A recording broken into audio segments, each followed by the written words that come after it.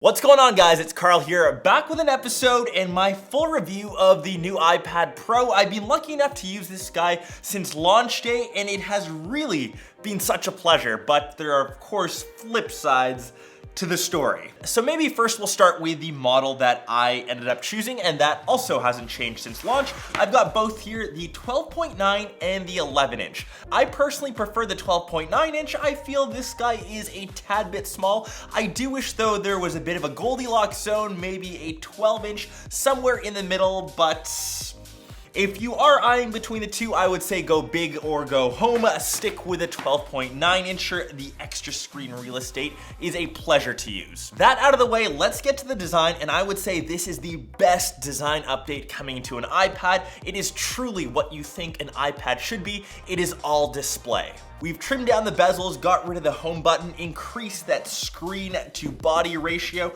and if I can get this on cam, it is incredibly thin, and I'm such a big fan of these squared off edges. Maybe why I'm a bit of a fan of Sony smartphones. It just feels right in the hand, it feels comfortable to hold, and even having a display or tablet this size doesn't feel cumbersome to use with one hand. And as there's no more home button, kind of following in the footsteps of the iPhone X, XS, it now has Face ID to unlock, and you can do that in any orientation, and that's been working great also.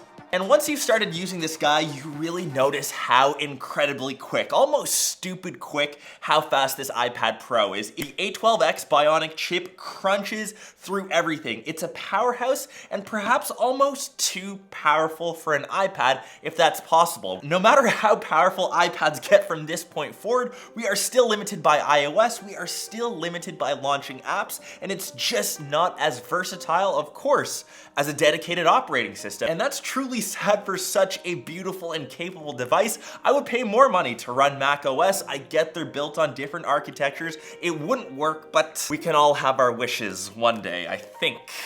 Maybe.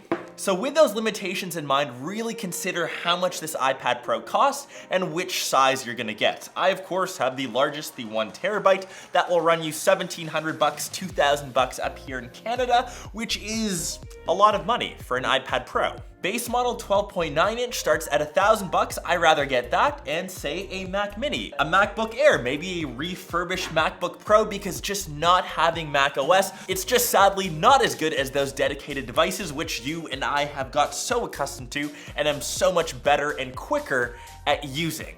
That aside though, this is still the best iPad that you can buy. If you're looking to get an iPad, if you're wondering if it's worth grabbing this guy, then absolutely. I still think it's a very specific use case. If you're using the Apple Pencil, yes, the 2nd gen is great. It now charges just by snapping the guy onto the side. Doesn't come off. If you're a graphic artist, there is no device or even tablet that comes close to the experience you're getting on iPad Pro with Apple Pencil. Even though this guy isn't as versatile as, say, my MacBook Pro, I stuck to my guns. I edited this very video on this guy and it handled it without a problem. I'm just not as quick. Having those keyboard shortcuts just weren't there, but it's still crunched through 4K footage without a problem. But my workflows are something that I still struggle to do on other dedicated devices, which shows how powerful this guy is. A lot of that, of course, is enabled by this lovely guy at the bottom, USB-C. We've finally gotten rid of the Lightning connector, which means this little dongle and say my SD card, which I usually grab for my camera, which I plug straight into my MacBook Pro, I now just plug into the bottom. Now I can get all of my videos and photos saved straight to the camera roll, import those into iMovie. My next best wish is to see this guy have Final Cut, another little bucket list and candy wish list on my end. And to tell you the truth, my favorite thing on iPad Pro has been photo editing. All these pics that you're about to see have been captured, of course, on my A7R III, imported into Lightroom, and it's just been gorgeous. The 12.9 inch display, the speed, it has crunched through them, even if I'm importing 100 photos at a time. Of course, I forgot to mention we do have a camera on the back, which I of course have not used. Please do not be the person snapping photos along with your iPad, but it is there in case you want to.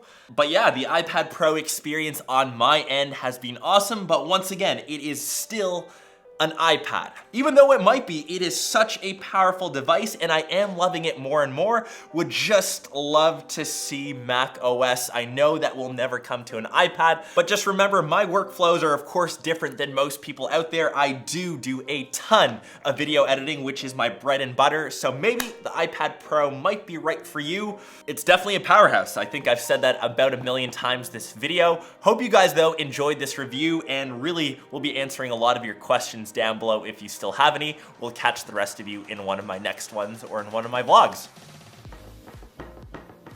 Shaky desk. Peace.